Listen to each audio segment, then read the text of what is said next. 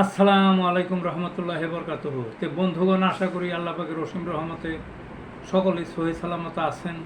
তো কবি Gazi Akkas Ali YouTube channel 017140885009 এর পক্ষ থেকে আপনাদের সকলের প্রতি রইল একান্ত আন্তরিক শুভেচ্ছা ও ভালোবাসা। তো বন্ধুগণ, আজকে এখন আপনাদের সামনে যে বিষয়টা উপস্থাপন করব সেটার নাম হলো হারানো আদব। হারানো আদব একটা কবিতা। হারানো আদব তো বুঝতেই পারতেছেন, আগে মানুষের যে আদব ছিল সেই ধরনের সেই আদব আজকে নাই। আমরা তো অনেক আগের জামানার মানুষ, ছোটোবেলা যে আদবগুলো দেখতাম, কি দেখতাম, একটা মুরগি যে জবাহ করবো, একটা মুরগি বা মোরগ বা হাঁস যাই জবাহ করুক, তারপরে ভেড়া ছাগল জবাহ করতো, গরু জবাহ করতো, তারে পানি খাওয়াইতো ভালো করে, বুঝছেন না? মুরগি মোরগ হাঁসে পানি খাইতে চাইতো না, মুখ ধইরা পানি খাওয়াইতো, তার 3 বার পানি খাওয়াইতো, তারপরে জবাহ করতো।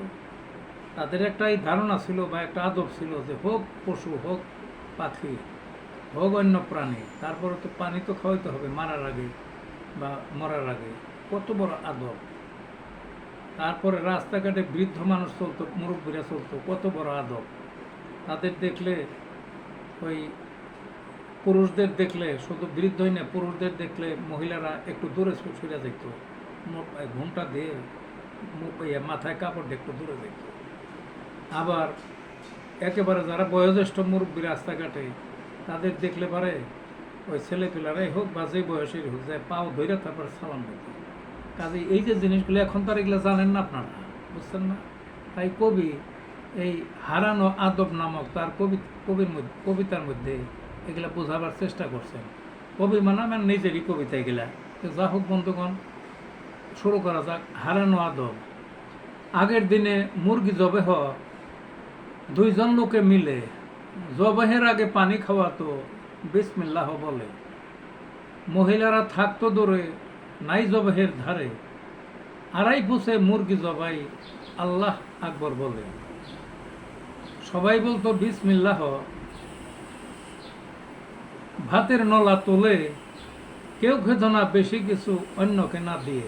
অর্থাৎ ভাতের খাইবার গেল, ভাতের নলাটা কপালের কাছে নিয়ে বিসমিল্লাহ বলতো, সেইটাই আর কি। খাওয়ার পর শুক্রিয়া, হাত দুটো তুলে বিদায় নিত ধীরে সুস্থে, বাড়ির লোককে বলে।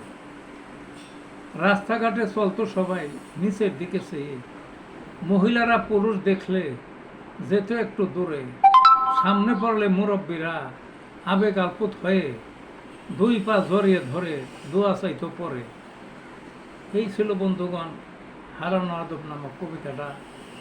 ভালো থাকুন এবং আগের যে এই যে একটা বিষয়টা একটু জানার চেষ্টা করুন। ধন্যবাদ।